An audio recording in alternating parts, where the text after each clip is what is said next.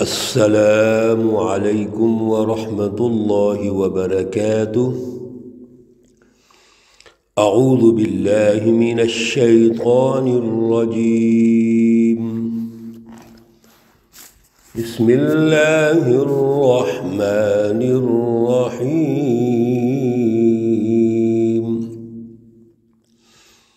لِيَشْهَدُوا مَنَافِعَ لَهُمْ وَيَذْكُرُوا اسْمَ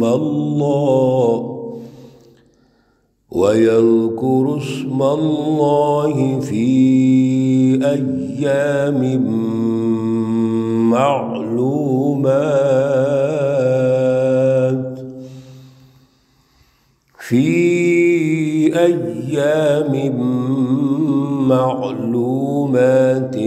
على ما رزقهم من بهيمة الأنعام،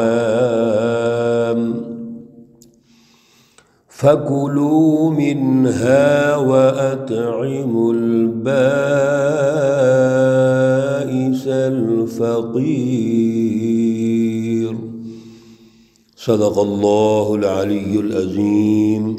اللہم صل علی سیدنا ومولانا محمد النبی الأمی وعلى آلہ واصحابہ وبارک وسلم وصل علیہ۔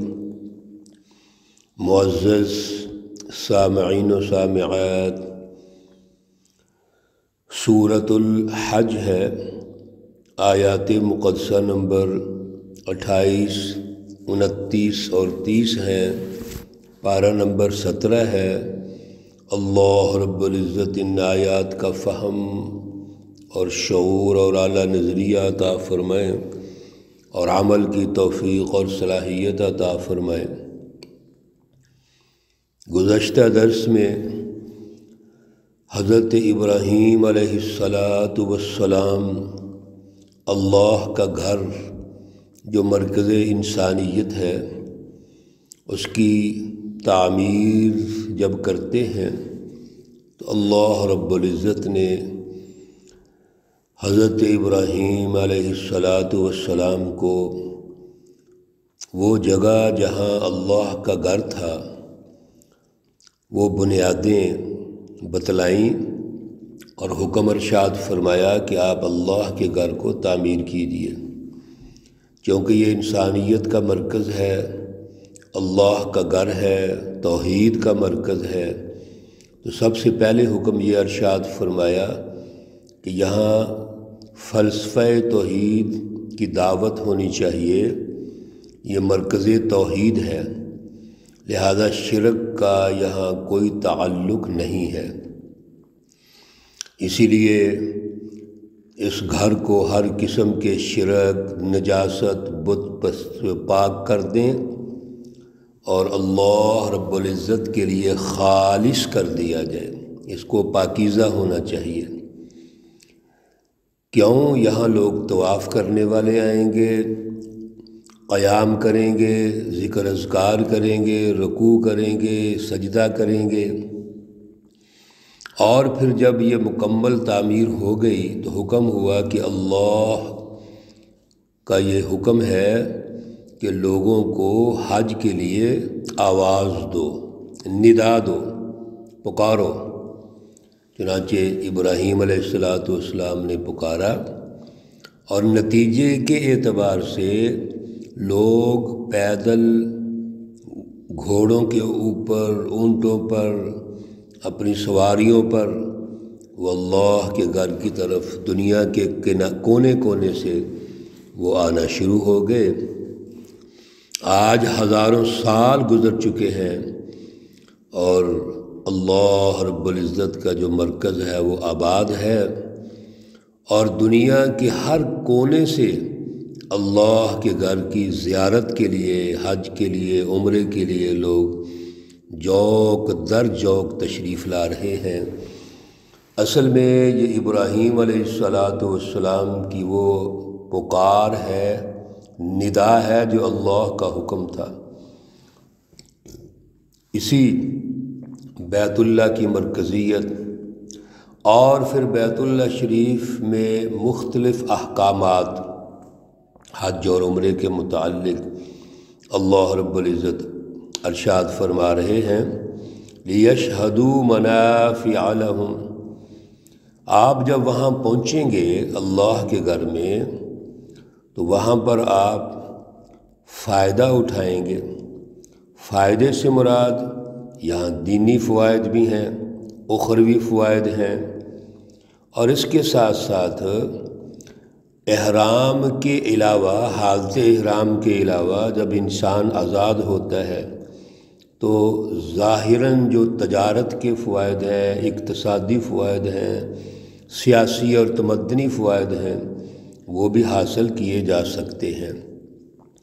صرف حالت احرام میں چند پابندیاں ہیں جس میں تجارت، کاروبار، کوئی شکار یا اس قسم کا کام نہیں کر سکتے، لیکن احرام کے علاوہ یہ دنیا کا مرکز ہے، مارکیٹ ہے، منڈی ہے، یہاں آپ سارے فائدے اٹھا سکتے ہیں۔ آج اگر دنیا میں کوئی بین الاقوامی مارکیٹ ہے تو وہ حرم کعبہ ہے، اللہ کا گھر ہے، کیونکہ دنیا میں کونے کونے سے لوگ یہاں آتے ہیں، ہر جگہ سے لوگ تشریف لاتے ہیں۔ وَيَذْكُرُ اسْمَ اللَّهِ، اور اللہ کا نام پڑھو، ذکر کرو، فی ایام معلومات، جو اللہ نے معلوم دن طے کر دیے ہیں، ان پہ اللہ کا ذکر کرو۔ یہ ایام الحج ہیں، جو عشرہ حج ہے وہ مراد ہے یہاں سے، کہ اللہ نے ان دنوں میں یہ ذکر، اذکار اور اس کے فضائل بے شمار ہیں۔ احادیث میں یہ عشرہ ذی الحجہ جو ہے اس کی بہت بڑی فضیلت ہے، وہ انشاءاللہ کسی اور موقع پر عرض کریں گے۔ علامہ رزقہم من بہیمۃ الانعام، پھر اللہ رب العزت نے جو چپائے رزق کے طور پہ رکھ دیے ہیں، جو مویشی ہیں، جو قربانی ہم نے وہاں کرنی ہے، ہم ان چپائیوں کو استعمال کر سکتے ہیں۔ فَكُلُوا مِنْهَا، اب وہ چپائے جب تک ہم ان کو قربانی کے لیے طے نہیں کر سکتے، ہم ان سے فائدہ اٹھاتے ہیں مختلف قسم کے، لیکن جب وہ قربانی کے لیے طے ہو جائیں تو پھر ہم ان کو ظاہری کو فائدہ نہیں اٹھا سکتے، بلکہ ہم ان کی قربانی کرتے ہیں، اور پھر قربانی کا جو گوشت ہے اللہ رب العزت نے ہمیں وہ اجازت دی کہ فَكُلُوا مِنْهَا، تو آپ اس گوشت سے کھا سکتے ہو۔ وَأَطْعِمُوا الْبَائِسَ الْفَقِيرَ، اور جو ضرورت مند ہے، فقیر ہے، آپ ان کو وہ گوشت کھلا بھی سکتے ہو۔ اس لیے قربانی کا گوشت خود بھی کھا سکتے ہیں۔ اس سے پہلے یہ روایت تھی، رسم تھی کہ لوگ قربانی کا گوشت خود نہیں کھاتے تھے، اس کو ہائی لائٹ کر دیا گیا کہ قربانی کا گوشت کھایا جا سکتا ہے، اور جو ضرورت مند ہیں ان کو بھی کھلا سکتے ہیں۔ ثُمَّ لْيَقْضُوا تَفَثَهُمْ، پھر چاہیے کہ ختم کریں اپنی میل کچیل۔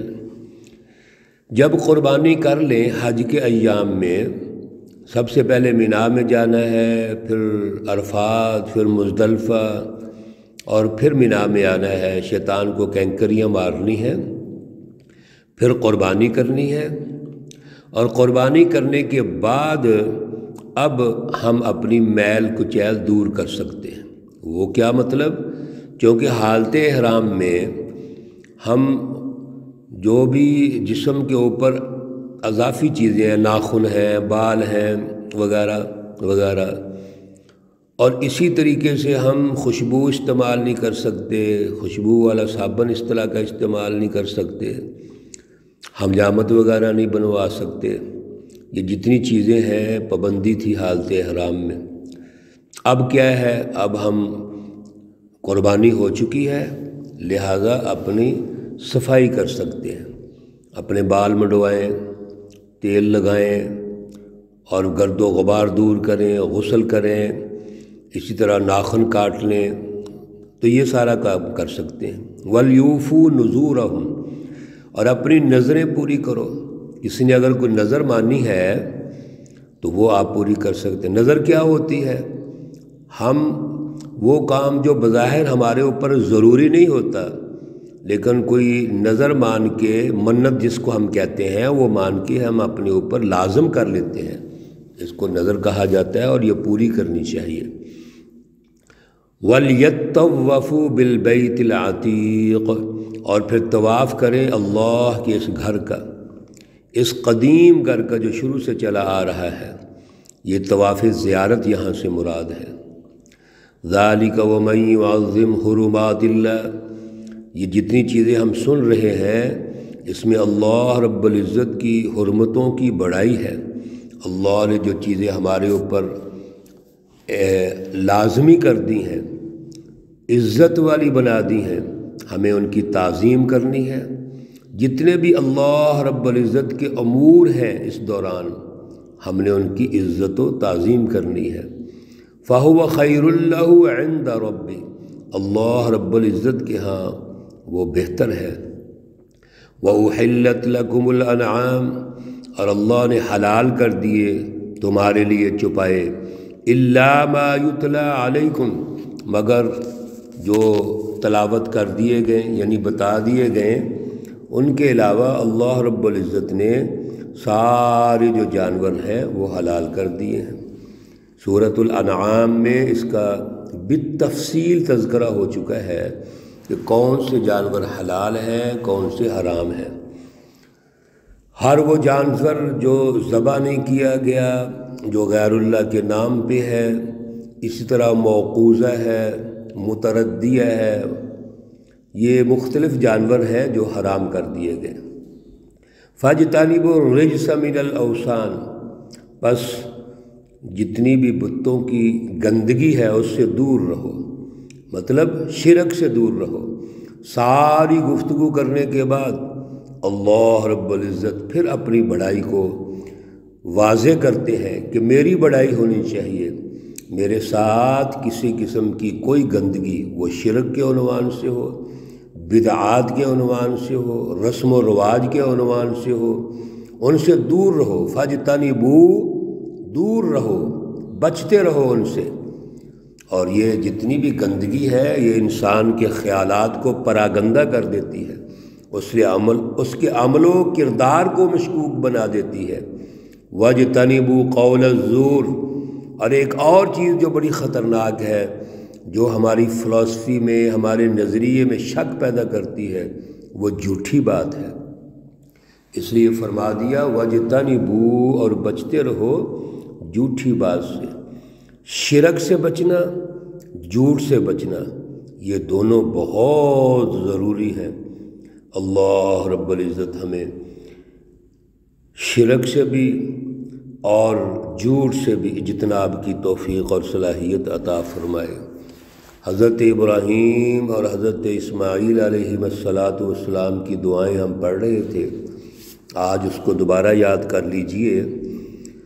ربنا وجعلنا مسلمین لک ومن ذریتنا امة مسلمة لک وارنا مناسکنا وتب علینا انک انت التواب الرحیم۔ ربنا وجعلنا مسلمین لک، اے پروردگار ہمیں اپنا فرما بردار بنا لے۔ وَمِن ذُرِّيَّتِنَا أُمَّةً مُسْلِمَةً لَكَ، اور ہماری اولاد میں سے ایک امت جو تیری فرما بردار ہو، اور یہ امت محمدیہ مراد ہے، حضور نبی اکرم صلی اللہ علیہ وسلم اور آپ کی امت مراد ہے۔ وَأَرِنَا مَنَاسِكَنَا، اور ہمیں حج کے جتنے بھی ارکان ہیں، امور ہیں، وہ ہمیں سکھلا دے۔ وَتُبْ عَلَيْنَا، اور ہماری اوپر رجوع فرما، ہماری توبہ قبول فرما۔ انک انت التواب الرحیم، بے شک تو ہی توبہ قبول کرنے والا ہے، مہربان ہے۔ اللہ رب العزت تمام مرحومین و مرحومات کو جنت الفردوس میں اعلیٰ مقام عطا فرمائیں۔ اللہ رب العزت تمام بیماروں کو شفائے کاملہ عاجلہ مستمرہ عطا فرمائیں۔ ربنا تقبل منا انك انت السمیع العلیم وتب علینا انك انت التواب الرحیم، وصلی اللہ تعالی علی النبی الأمی محمد وعلى آلہ واصحابہ اجمعین برحمتک یا ارحم الراحمین۔